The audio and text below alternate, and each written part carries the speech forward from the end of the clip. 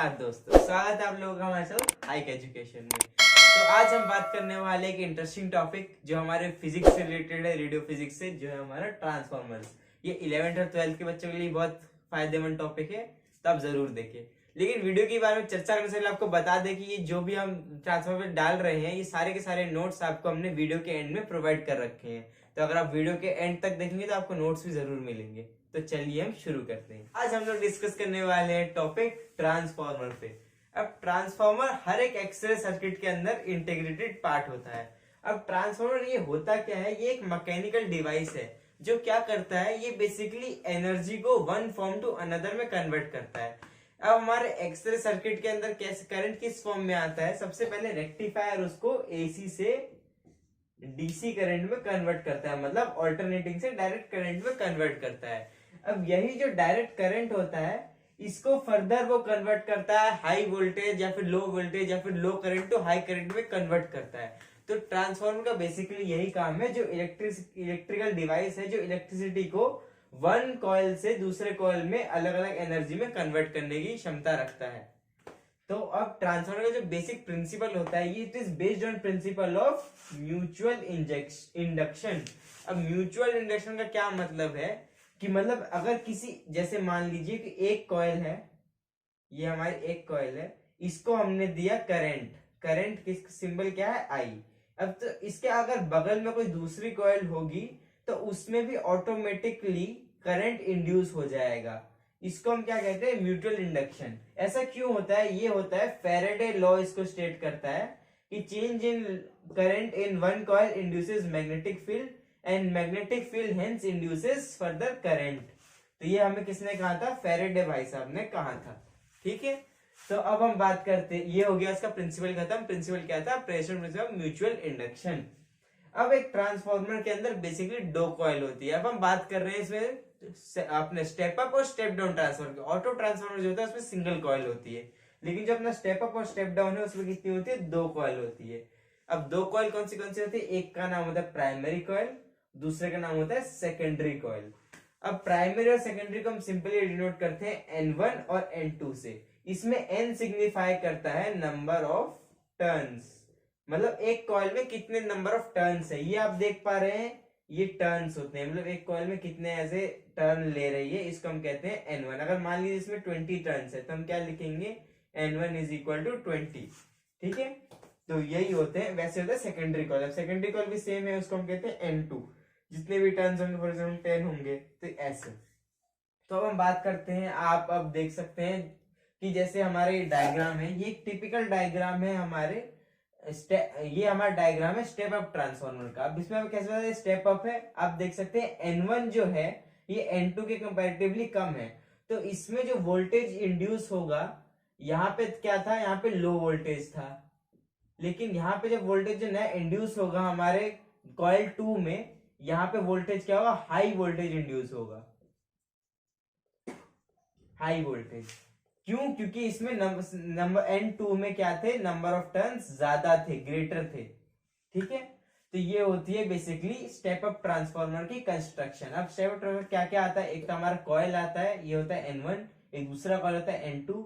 ये रिसाइड किसके ऊपर करता है, एक आयरन कोर के ऊपर रिसाइड करता है। आयरन कोर क्या है, ये बेसिकली मैग्नेटिक फ्लक्स को इजीली मूवमेंट में प्रोड्यूस करवाता है। मैग्नेटिज्म जब प्रोड्यूस होगा उसी वजह से म्यूचुअल इंडक्शन ऑकर होगा। याद रखिएगा, मैग्नेटिज्म में कोई भी लॉस होगा या फिर आयरन कोर में कोई भी लीकेज होगा तो इससे क्या होगा कि हमारा करंट का ओवरऑल लॉस होगा, जिस वजह से कम वोल्टेज जनरेट होगी, आइडियल से हमेशा कम। अब ट्रांसफार्मर जो है, अभी हमारे तीन टाइप्स के होते हैं। अब इसके तीन प्रकार कौन से, एक तो अपना ऑटो ट्रांसफार्मर। ऑटो ट्रांसफार्मर में क्या होता है, एक सिंगल कॉइल होती है, जैसे आप इसमें देख ही पा रहे हैं, एक सिंगल कॉइल है और ये एक आयरन कोर के ऊपर रिसाइड करता है। इसका एक जंक्शन होता है जंक्शन 1 और एक जंक्शन होता है जंक्शन 2, बस इतना ही। अब ये ऑटो ट्रांसफार्मर की क्या डिसएडवांटेज है, इसका मेन डिसएडवांटेज यही है कि ये बहुत ही कम अमाउंट में दोनों कर सकता है, स्टेप अप भी कर सकता है, वोल्टेज को इंक्रीज भी कर सकता है और वोल्टेज को डिक्रीज भी कर सकता है, लेकिन बहुत ही कम मात्रा में, मतलब लिटिल चेंज। ऑटो ट्रांसफार्मर क्या प्रोवाइड करता है, लिटिल चेंज किस किस में, वोल्टेज में और अपने करंट में, मतलब वोल्टेज को भी कम या ज्यादा कर सकता है, वैसे ही करंट को भी क्या कर सकता है, कम या ज्यादा कर सकता है। अगर वोल्टेज, हमने ओम्स लॉ में क्या पढ़ा है, ओम्स लॉ में पढ़ा है V is equal to i r. तो इससे हमें क्या होता है, वोल्टेज जो है डायरेक्टली प्रोपोर्शनल होता है करंट के। तो यही बात है कि जैसे अगर हमारा वोल्टेज अगर हमारा वोल्टेज इंक्रीज होता है, करंट ऑटोमेटिकली डिक्रीज होता है। तो यही बात है दोस्तों। हम आगे बात करते हैं हमारे स्टेप अप ट्रांसफार्मर की। ये क्या है, हमारा दूसरा टाइप है ट्रांसफार्मर्स का।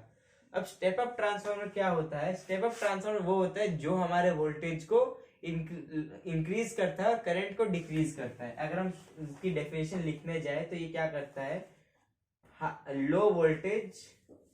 Low voltage and high current को किस में कन्वर्ट करेगा, हाई करंट को ये कन्वर्ट करता है high voltage and low current में। मतलब लो वोल्टेज को हाई वोल्टेज में और हाई करंट को लो करंट में कन्वर्ट करता है। कौन, अपना स्टेप अप ट्रांसफार्मर। अब स्टेप अप ट्रांसफार्मर का जैसे आप डायग्राम यहाँ पे देख ही सकते हैं, इसमें क्या होता है कि N1 जो है, फिर N प्राइमरी जो है, प्राइमरी कॉइल में वो कॉइल टर्न्स में टर्न्स कम रहते हैं, लेकिन सेकेंडरी कॉइल में टर्न्स ज्यादा रहते हैं। इसी वजह से म्यूचुअल इंडक्शन ज्यादा होता है वोल्टेज का और एज कंपेयर टू इलेक्ट्रिसिटी। इसी वजह से आई जो होता है ये कम रह जाता है और वोल्टेज जो होता है वो ज्यादा बढ़ जाता है। तो इसको हम क्या कहते हैं, स्टेप अप ट्रांसफार्मर।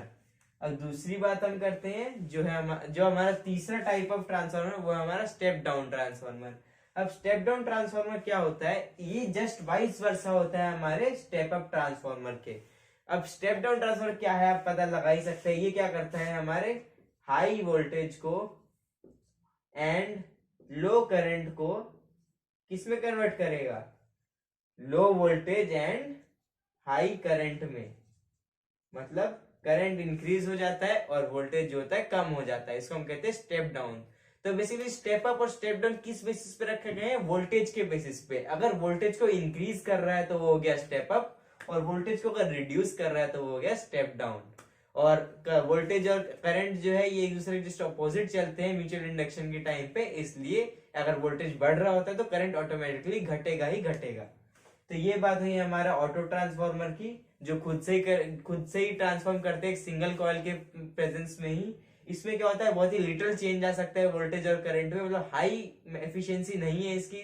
तो ये छोटी मोटी सर्किट्स में यूज होता है, सेकेंडरी सर्किट्स में। लेकिन जो स्टेप अप और स्टेप डाउन है ये प्राइमरी सर्किट्स में यूज होता है। अब इनका अलग अलग काम होता है। जैसे स्टेप अप ट्रांसफर कहाँ लग सकता है हमको, और स्टेप अप डाउन, जैसे स्टेप अप हमें लगेगा जैसे यहाँ ज्यादा वोल्टेज की जरूरत है, जैसे थर्मियोनिक एमिशन फिलामेंट सर्किट में हमें ज्यादा वोल्टेज की जरूरत होती है, उस टाइम पे हमें स्टेप अप ट्रांसफार्मर की जरूरत पड़ती है। स्टेप डाउन हमें चाहिए रहता है हमें कंट्रोल पैनल की सर्किट के लिए, वहां पे हम स्टेप डाउन ट्रांसफार्मर का यूज करते हैं। अब ये जो भी ट्रांसफार्मर होते हैं हमारे स्टेप अप स्टेप डाउन, इसमें जो आयरन कोर होता है, पूरे पूरे कॉइल रिसाइड करते हैं इमल्शन में। ये कौन सा इमल्शन होता है, ऑयल इमल्शन। आपको पता ही होगा करंट जो है ये करंट और वोल्टेज ओवरऑल हीट प्रोड्यूस करती है। तो जो ऑयल इमल्शन होता है, ऑयल, ये इस हीट को क्या करवाती है, डेसिपेट करवाती है। ठीक है, तो इसलिए ऑयल इमल्शन की प्रेजेंस होती है किसी भी ट्रांसफार्मर। आपने देखा होगा ट्रांसफार्मर कभी फट जाता है तो वहां से बहुत सारा ऑयल निकलता है, उसका यही काम होता है, हीट डेसिपेशन का। और बाकी हम आगे और थोड़ा सा पार्ट रह गया है। अब हम चर्चा करेंगे ट्रांसफार्मर की लॉसेस का, कि अगर यहां से लेके यहां तक जाने में, मतलब प्राइमरी कॉइल से सेकेंडरी कॉइल तक हमारे मैग्नेटिक इंडक्शन के जाने में क्या क्या लॉस हो सकते हैं, मतलब किससे इंडक्शन कम होगी। मेनली जो ट्रांसफार्मर लॉसेस होते हैं वो मेनली 3 तरीके के होते हैं। अपने सबसे पहले आता है हमारा एडी करंट लॉस, फिर आता है हमारा कॉपर लॉस, फिर आता है हमारा आयरन कोर लॉस, ठीक है, और एक आता है हमारा हिस्टेरेसिस लॉस। ये ऐसे ही अलग अलग तरह के लॉसेस होते हैं। ये बेसिकली क्या करवाते हैं, हमारे वोल्टेज या फिर करंट की इंडक्शन को रिड्यूस करवाते हैं। ये लॉसेस अलग अलग टाइप से हो सकते हैं। जैसे अगर आयरन कोर में कोई भी डैमेज हो गया, फिर कोई भी क्रैक आ गया, इस वजह से लॉस हो सकता है। हमारे अगर कॉइल में कोई भी डैमेज हुआ या फिर चेंजेस हुआ, या फिर हमारा ऑयल इमल्शन जो है वो एक्सपायर हो गया, या फिर उसके ऑयल कम हो गया, इस वजह से भी लॉस हो सकता है। तो ये अलग अलग रीजंस होते हैं किसी वोल्टेज के डिक्रीज होने की। तो ओवरव्यू अगर हमें दे, तो ट्रांसफार्मर क्या है, ये एक इलेक्ट्रिकल डिवाइस है जो कन्वर्ट करता है एनर्जी को। ठीक है, तो आशा करते हैं आप लोगों को ये वीडियो समझ आई होगी। अगर आप लोग फिर भी कोई डाउट हो तो आप जरूर कमेंट सेक्शन में बताएं, वीडियो में कोई खामी हो तो आप जरूर बताएं हमें। तो शुक्रिया दोस्तों।